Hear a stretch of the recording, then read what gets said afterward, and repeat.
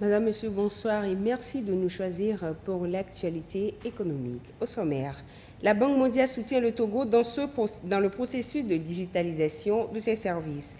À suivre également les mesures d'allègement fiscal initiées au profit des PME-PMI. Dans ce journal, nous allons revenir sur l'apport du grand marché moderne de Sokode, inauguré la semaine dernière dans l'économie du pays. Bienvenue, restez avec nous. La Banque mondiale soutient le Togo dans son processus de digitalisation. L'institution vient d'accorder un financement d'environ 62 milliards de francs CFA au pays. Ce financement vise à renforcer la digitalisation dans des secteurs clés tels que le commerce, la santé, l'éducation et l'agriculture, afin de soutenir la croissance économique du pays. Voyons cela avec Ekwe Salah et Giovanni Afangwedi. Fruit de la coopération entre le Togo et la Banque mondiale, ce financement d'environ 62 milliards de francs CFA vise d'une part à soutenir les efforts de l'État dans la transformation économique à travers les nouvelles technologies de l'information et de la communication. D'autre part, il ambitionne de favoriser l'inclusion numérique grâce à une connectivité haut débit. Ce financement permettra de connecter 8000 institutions publiques, notamment des écoles et des établissements de santé, à une connexion haut débit. Plus d'1 million de personnes bénéficieront d'un accès Internet nouveau ou amélioré. Outre la fourniture d'une connexion haut débit aux institutions publiques, le projet impliquera également le secteur privé via la mobilisation de financement. L'objectif est de créer des conditions propices pour étendre la connectivité aux ménages et aux entreprises. Par ailleurs, des fonds seront alloués au renforcement des compétences numériques, ce qui améliorera l'employabilité de la population et dynamisera l'écosystème entrepreneurial. Le projet prend également en compte l'aspect climatique en prévoyant la construction d'infrastructures numériques résilientes au changement climatique. Le Togo a déjà réalisé plusieurs avancées notables dans son processus de digitalisation. Parmi celles-ci figure le projet e-gouvernement qui a permis le déploiement de 250 km de fibres optiques pour connecter 560 bâtiments publics à l'Internet haut débit à Lomé et à Kara. Une autre initiative majeure des pouvoirs publics concerne la digitalisation des procédures administratives. À ce jour, plusieurs services administratifs sont accessibles en ligne, notamment les demandes de cartes d'importateur ou d'exportateur, de casiers judiciaires, de certificats de nationalité et de duplicata. Ce nouveau financement de la Banque mondiale donnera un nouvel élan au processus de transformation digitale du Togo, tout en contribuant à l'accélération de la croissance économique. Rendons-nous maintenant à Sokode où le grand marché reconstruit a été inauguré la semaine dernière par le chef de l'État, Faure Issa-Zimna Gnassingbé. Devenu une plaque tournante dans l'économie nationale, ce marché moderne va drainer plus d'opérateurs économiques, commerçants et commerçantes pour fructifier leurs affaires. Désiré à l'œil depuis Sokode. Structure de référence, le grand marché moderne de Sokode se situe en un point stratégique, renforçant le circuit commercial dans la région. Il contribue beaucoup à la croissance économique. La région centrale, notamment Sokode, c'est une ville historique et à l'époque on parlait de la route caravanière du sel. C'était un centre depuis les temps coloniaux. Alors donc si aujourd'hui nous avons encore un autre grand marché totalement moderne, ça veut dire que Sokode reprend encore ses lettres de noblesse d'antan dans le compte du commerce. Aujourd'hui, Sokode, dans sa position géographique, est au centre de notre pays, le Togo. Et au-delà, Sokode est au centre de notre région. On quitte Sokode pour aller à Kambolé. De Kambolé, on va au Bénin.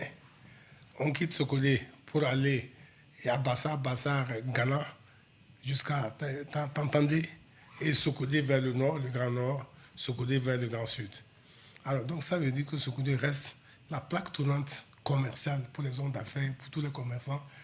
Et Sokode, avec ce nouveau marché, va donc donner encore plus d'affaires à tous ceux qui sont commerçants. Ils viennent acheter pour aller revendre. Et quand ils vont revendre, ils vont revenir encore ici pour vendre de nouveau. Et il y aura encore une mobilité. Et les 5 grandes préfectures de notre région vont s'approvisionner au niveau de ces grands marchés. Et sans parler maintenant de toutes les populations qui vont venir de l'extérieur de notre région.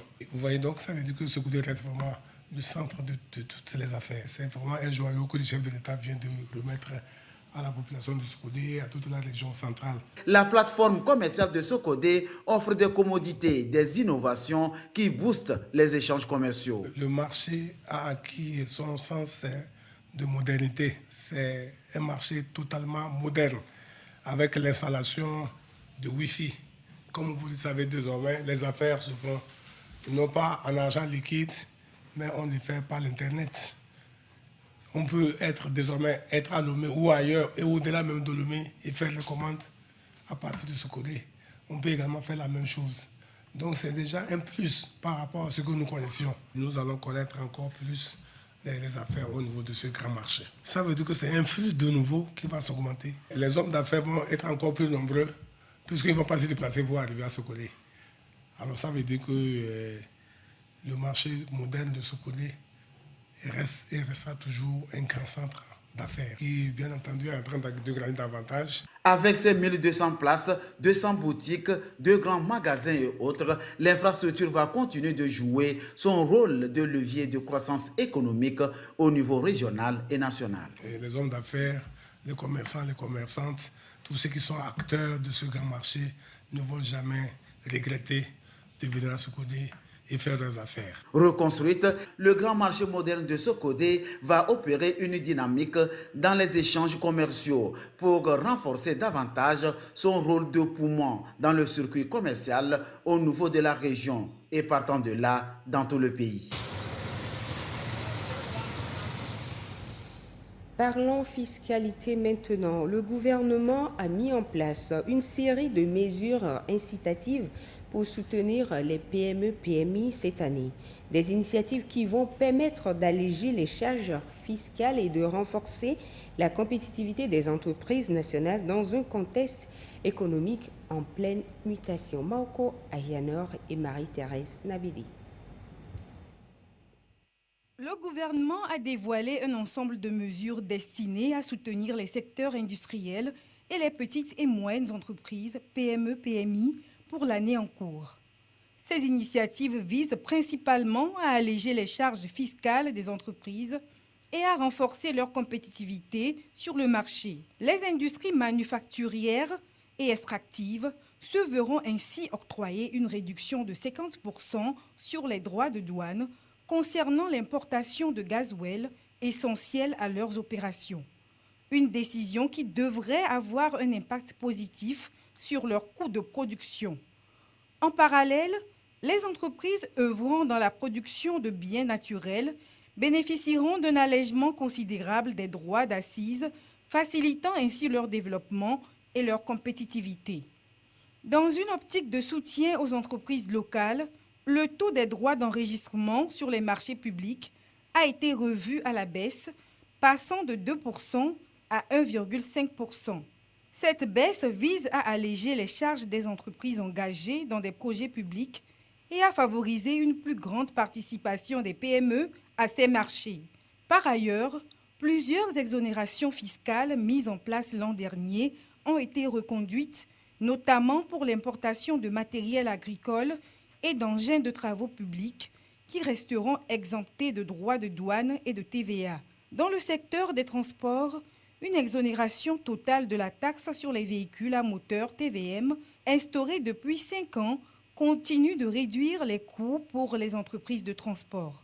Afin d'accompagner ces nouvelles dispositions, une campagne de sensibilisation a été lancée par l'Agence nationale de promotion et de garantie de financement des PME, ANPGF.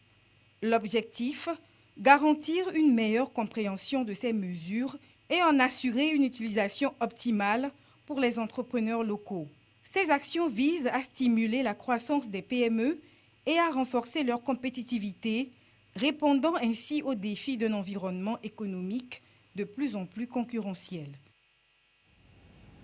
Suivons à présent les cours des devises de ce mardi 21 janvier 2025. L'euro reste inchangé, 655,95 à l'achat comme à la vente. Le dollar américain est de 628,25 à l'achat et 635,25 à la vente. Le yen japonais s'établit à 4,30 à l'achat et 4,90 à la vente. La livre sterling, elle est de 772,50 à l'achat et 779,50 à la vente. Le franc suisse est de 693 à l'achat et 699 à la vente. Le dollar canadien, 434,25 à l'achat et 441,25 à la vente. Quant au yuan chinois, il s'établit à 86 à l'achat et 87,750 à la vente. En Afrique de l'Ouest, notons que la croissance économique est envisagée cette année à 4,2%. Les raisons dans ce sujet de Marie-Thérèse Nabédi.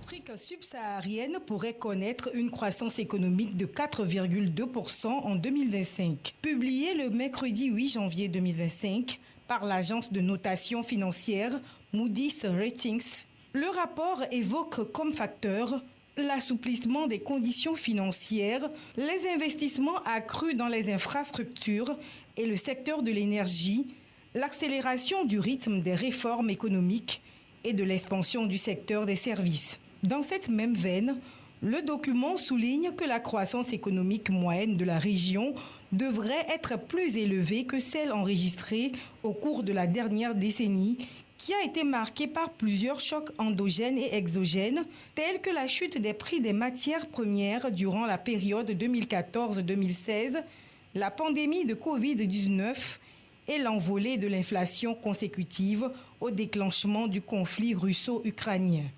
En 2024, la croissance économique de l'Afrique subsaharienne était estimée à 3,8%. Le gouvernement s'est engagé dans une transformation structurelle de l'économie togolaise en mettant un accent particulier sur le secteur industriel. À fin septembre 2024, le pays a enregistré près de 200 milliards de francs CFA d'investissement industriel, ce qui fait du Togo une terre d'attractivité des investissements. Sandra Aziagué nous donne plus de détails. Plus de 196 milliards de francs CFA investis dans le secteur industriel au Togo à fin septembre 2024. Un chiffre qui prouve une fois de plus que le pays est devenu une terre d'attractivité des investissements. Ces investissements sont issus de 31 nouvelles entreprises, dont 19 inscrites sous le régime du Code des investissements et 12 opérant en zone franche. 81% des fonds investis, soit 159 milliards de francs CFA, provient du régime du Code des investissements. La zone franche, quant à elle, a enregistré 19% des financements, soit 37 milliards de francs CFA. Des investissements pouvant créer environ 37 000 emplois, dont près d'un tiers en zone franche. Ce qui va impacter non seulement l'industrie togolaise, mais également le développement socio-économique du pays. En même temps, la croissance économique sera touchée de façon positive. Selon le régime du Code des investissements, l'agroalimentaire prend la première place avec 38% des financements, suivis de la transformation industrielle plastique, 27%, de l'élevage, 16%, de l'assemblage d'engins motorisés, 11% et des équipements pour le BTP, 8%. Dans la zone franche, la transformation agro-industrielle arrive également en pole position avec 28%. S'en suivent l'industrie plastique, 19%, et la confection de vêtements, 17%. Les secteurs de la production de papier, de l'énergie et de l'assemblage d'équipements médicaux ou informatiques enregistrent 9%. Ceci grâce à une stratégie de promotion des investissements accentuée, notamment les investissements directs étrangers IDE, avec la multiplication des réformes économiques pour créer un climat des affaires propice. Il figure parmi ces réformes la dématérialisation des démarches administratives, la digitalisation des services publics, la dématérialisation des formalités d'enregistrement des entreprises portées par le Centre des formalités des entreprises, de même que des outils de promotion des investissements. On note également des réformes fiscales, l'élargissement de l'assiette fiscale, l'adoption d'un nouveau code des impôts, la création d'un compte unique dédié au paiement de la TVA et l'harmonisation des bases de données douanières et fiscales nationales. Ces efforts combinés ont permis d'améliorer significativement le climat des affaires, positionnant le Togo comme le pays le plus performant au monde en termes d'attraction des nouveaux IDE selon le classement Greenfield 2020. La création de la plateforme industrielle d'Atetikop Epia joue également un rôle crucial dans le processus d'industrialisation, contribuant à l'augmentation des investissements. Cette transformation industrielle et économique incarne la vision d'un Togo ambitieux, déterminé à relever les défis de la compétitivité mondiale tout en répondant aux besoins de sa population. Dans la rubrique Le temps de l'entrepreneur ce soir, Edwige Takwabasabi a rencontré pour vous la créatrice de la marque Beta Crea, des sacs Made in Togo fabriqués pour le goût et le style des uns et des autres. Suivez plutôt. Pour offrir un cadeau, rien de tel que les objets et sacs estampillés Made in Togo. Les produits de la marque Beta Création se démarquent par leur luxe discret et leur sophistication. Dans cet atelier situé à Goé, pas de répit pour le patron et ses apprentis depuis quelque temps. Les commandes affluent de partout. J'aime la créativité. Nous fabriquons les sacs avec des matières comme double face, des simili-cures et des pagnes. Nous vendons en gros, nous vendons en détail. Pour les formations également, nous sommes ouverts 24 heures sur 24 pour vous. Toujours à l'écoute des tendances et des nouvelles attentes des clients, cette entreprise togolaise conjugue créativité et qualité pour proposer des articles modernes et stylés à ses clients. Nous proposons des sacs d'emballage comme ça. On peut personnaliser et écrire le nom de votre entreprise sur ça. On propose également des bosses comme ça. Ce sont les boîtes dans lesquelles vous pouvez mettre les cadeaux. Nous proposons également des boîtes comme ça. Ce sont les boîtes pliables. Vous pouvez emballer les produits dedans. Pour les sacs à main aussi, vous pouvez venir commander pour vos clients. Les sacs cabas, à la place de ces étiquettes ou bien ces autocollants, on peut toutefois coller le logo de votre entreprise sur ça, écrire votre nom, votre numéro. Nous personnalisons également les t-shirts pour les entreprises, avec votre logo et tout. Ça, par exemple, ce sont les sacs surprises que vous pouvez offrir à vos clients. Nous proposons des éventails également. Ce qui rend l'ingéniosité de Beta Création si spéciale, c'est leur essence africaine. Chaque sac, chaque objet est conçu pour refléter l'âme du continent. Beta Création ne se contente pas de proposer des produits, la marque raconte une histoire. Elle célèbre l'artisanat local tout en apportant une touche contemporaine, répondant ainsi aux besoins des consommateurs modernes. Faisons maintenant un tour dans nos marchés pour nous enquérir des prix des céréales et du gari. Et c'est avec Eli Agba Nyandao. Le prix des céréales et du gari sur les marchés de référence du Togo se présente comme suit. Dans la région maritime, le bol du maïs se situe entre 650 et 700 francs. Dans la région des plateaux, il est entre 550 et 600 francs. Dans la centrale, il est à 600 francs. À Kara, il varie entre 650 et 700 francs. Et dans la région des savanes, il se situe entre 550 et 650 francs, avec une moyenne nationale de 622 francs CFA. À présent, le prix du bol du sorgho. Dans la région maritime, le bol du sorgho est à 1100 francs. Dans les plateaux, il se situe entre 650 et 700 francs. Dans la région centrale, il est entre 700 et 800 francs. Le bol du sorgho dans la région de la Kara varie entre 700 et 1000 francs. Dans la région des savanes, il se situe entre 700 et 1000 francs, soit une moyenne de 806 francs CFA. Le prix du bol du haricot. Dans la région maritime, le bol du haricot varie entre 2000 et 2200 francs. Dans les plateaux, il se situe entre 1500 et 1600 francs. Dans la centrale, il est à 1800 francs. Dans la région de la Kara, le bol du haricot varie entre 2000 et 2500 francs. Dans les savanes, il est entre 1500 et 2500 francs, avec une moyenne nationale de 1995 francs CFA. Le prix du bol du mil. Dans la région maritime, il est à 1200 francs. Dans la région des plateaux, il se situe entre 1450 francs et 1500 francs. Dans la centrale, le bol du mil est entre 1200 et 1300 francs. Dans la région de la Kara, le bol du mil varie entre 1100 francs et 1200 francs. Et dans la région des savanes, il est entre 1000 francs et 1250 francs, avec une moyenne nationale de 1187 francs CFA. Finissons avec le prix du bol du gari. Dans la région maritime, le bol du gari est à 1100 francs. Dans les plateaux, il se situe entre 850 francs et 900 francs.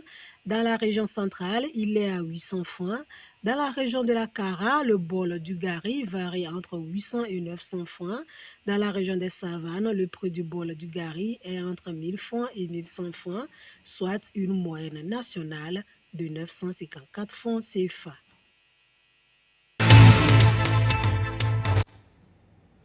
Et ce sera tout pour ce soir. Merci de nous avoir suivis. Excellente soirée à vous en compagnie de la chaîne Mère.